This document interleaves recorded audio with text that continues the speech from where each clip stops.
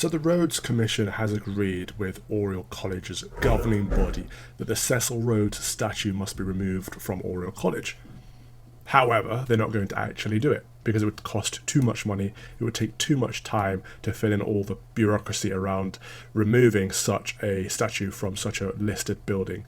So who won at the end of the day? It seems like nobody won. The activists, the political campaigners who insist that Rhodes is an evil racist man and should therefore no longer be sitting above a building or standing above a building in Oxford, didn't win.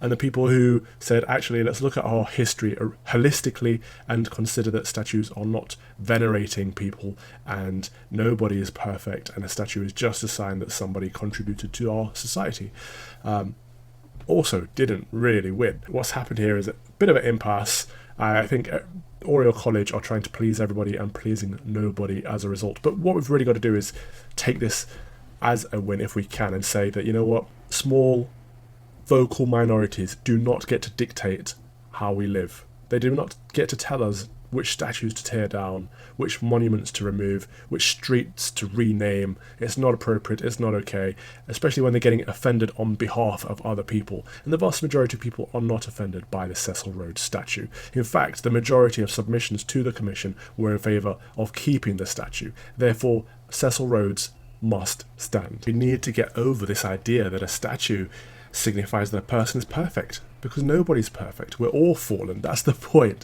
A statue simply signifies that they've made a contribution to our society in some way, shape or form.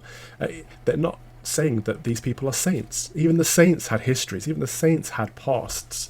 What we should do is try to look at the bigger picture, try to consider why that statue is there in that place, in that time, and try not to attempt to judge people of yesterday by today's standards. But even if we are, look at things holistically. So Cecil Rhodes, for example, because of his foundation, many people have been able to received the benefit of studying at Oxford when they would not have been able to do so otherwise, including many Catholics who were not able to attend Oxford University at that time. So it could be argued that Cecil Rhodes was a force for good in diversity and inclusion, which is the very thing that most of his campaigners or his anti-campaigners are saying that he did the opposite of. It doesn't make sense to just look at one part of a person's history. We have to look at history holistically if we want to be fair and if we want to be honest. And that's what we should always try to be. We should always try to focus on the objective truth, not my truth.